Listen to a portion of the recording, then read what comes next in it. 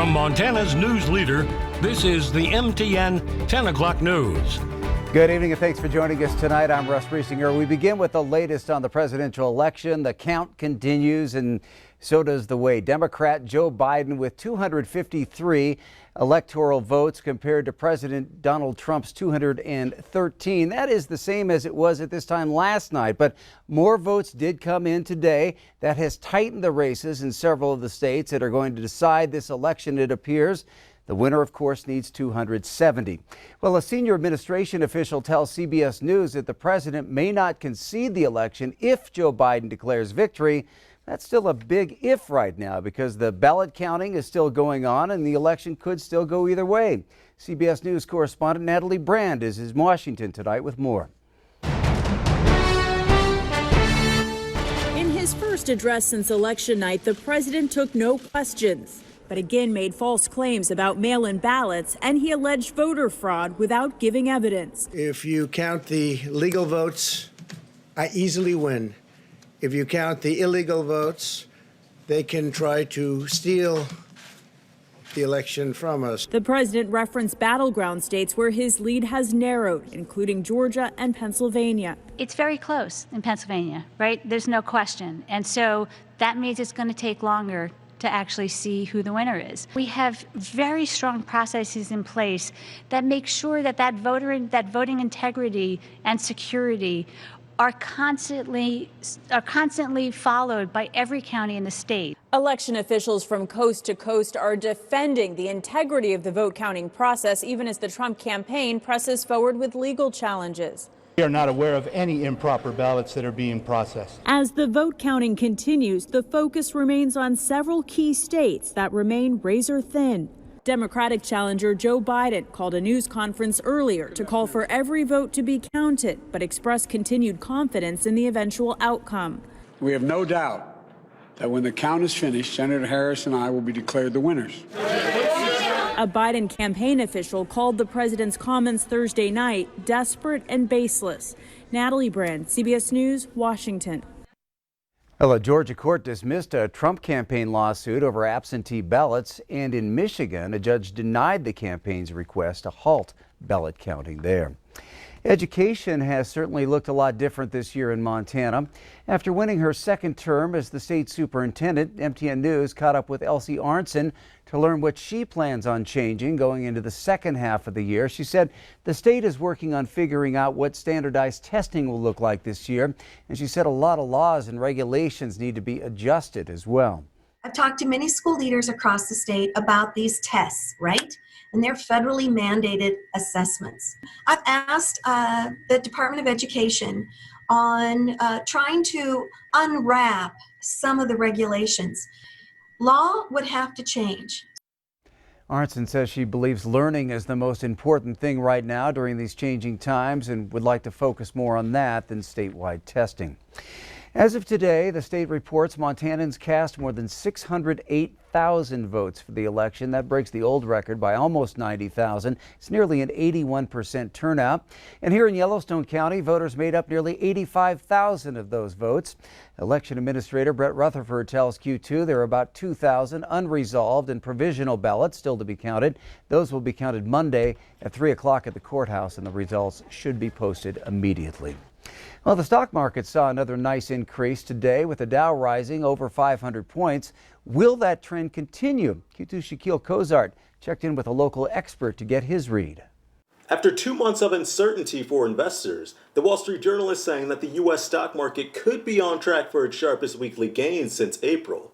I spoke with Gary Buchanan of Buchanan Capital and Billings to see just how the upcoming election could potentially affect the future of the stock market. What's extremely interesting to me is how well investors in the market are reacting to the uncertainty of the election. Buchanan says the Dow Jones is up 7% and the S&P 500 is up 7.3%.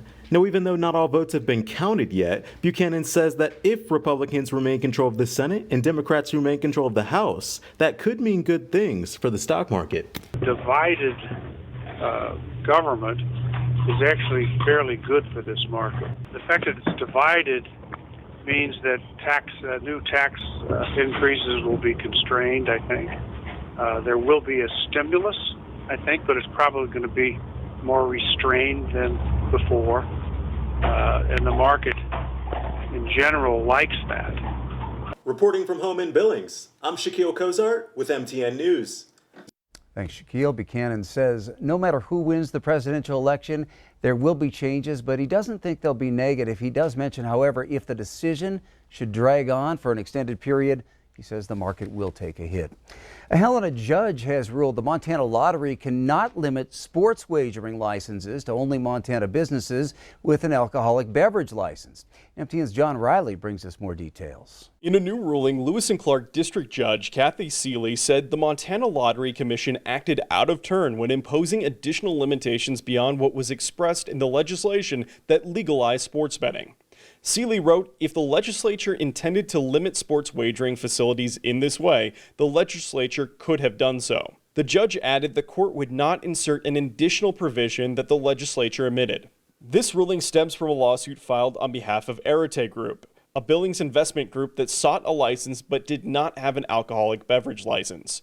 Attorney Lyndon Shevik, representing Arete Group, told MTN he was happy with the ruling and believes justice was done. In the original lawsuit, Arete Group also sought to be immediately granted a sports wagering license. However, Seeley said in her ruling they were not entitled to receive one. The group has already reapplied for a sports wagering license with the Montana Lottery. The amount of money bet in the state has doubled since the beginning of September. As of November 4th, $10 million has been legally bet in the state since Sportsbet Montana launched earlier this year. $8.9 million has been paid out to bettors, $1.3 million has gone to the gross gaming revenue, and around $556,000 has gone directly to businesses that offer sports betting. Montana Lottery told MTN the ruling was significant, and they're in the process of reviewing the decision while determining the next step. Reporting in Helena, John Riley, MTN News. All right, turning to Chief Forecaster Bob McGuire. Bob, a record high today. Yeah, I did. Things are going to change, aren't they? That was the only place that had a record, too. There was a lot of places around Montana had new record highs today. But let me show you what he's talking about. As you can see, we got a lot of snow up there in the northwest corner of the state, and this is right on through Friday at, 6:30 or so. So really not too bad for us. We're looking at warm conditions again tomorrow, most of the day. And then all of a sudden, you notice that by the time Saturday morning gets here, we're a little bit cooler or so. And then by the time we go a little bit later on, Saturday afternoon, all of a sudden that snow up in the northwest starts making its way towards south central Montana, and then on into Sunday morning, here comes all your snow. Throughout most of the day Sunday, it starts to lift up and get out of here. So how much snow are we talking about? Well, the computers are saying here in the Billings area, maybe about 4 to 6 inches of snow for Billings, and then maybe a little more snow on Sunday night on into Monday. Could maybe add those totals a little bit higher, but we'll have more about that coming up in a few more minutes. Russ? All right, thank you, Bob. A reminder from the Montana Highway Patrol to slow down and move over at the scene of a crash. The latest incident happened Tuesday night near Billings after 2 patrol cars were sideswiped by an oncoming vehicle. The troopers were parked on Interstate 90, partially in the right lane, investigating the crash when the oncoming car failed to slow down, hit the sides of their vehicles. Montana Highway Patrol says the troopers were not in their vehicles and no one was injured.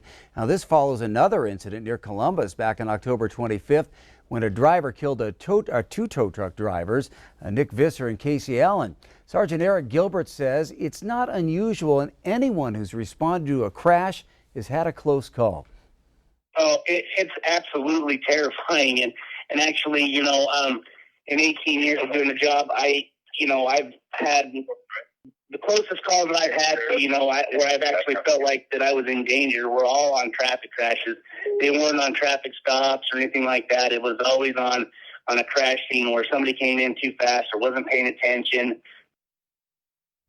Gilbert stresses it's not just law enforcement, but often paramedics, fire personnel, and tow truck drivers who experience those close calls. He says the best thing people can do is slow down, increase following distance, move over, and pay attention. After using the same small space to process and store evidence since 2004, Billings Police dedicated a new evidence facility this afternoon. 2, 1, Chief Rich St. John and Mayor Bill Cole cut the ribbon for the $3.8 million add-on at Midland Road. It increases the size of the building from 6,000 square feet to 16,000 square feet, brings some of the latest technology as well. The new building will help investigations and prosecutions. We owed this to our community. We owed this to the victims of crime whose lives have been obstructed, but who solving those crimes is critically dependent on what's in that building. And we owed it to our personnel and our officers. This is an incredible facility. It was necessary for security, successful prosecutions, proper processing of evidence, storage, and accountability.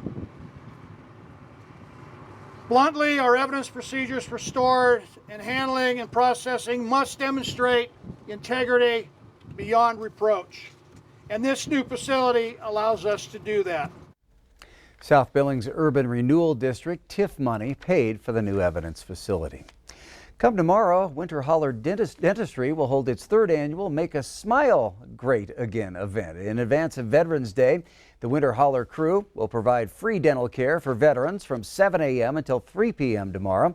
Dentists will provide exams, cleanings, fillings, implants, and other services that the veterans may need. Last year's drive helped nearly 60 veterans. The event is not only a way to honor those who've served, but also raise awareness about the difficulties they have qualifying for dental care. Still ahead on the MTN 10 o'clock news here on Q2, coronavirus cases continue to spike in Montana and around the nation. We'll have the latest numbers as some states near the breaking point. And in sports, the Golden Bears of West looking to keep their perfect season rolling along with Helena Capital coming to town. We'll take a look at some of the playoff action a little later in sports.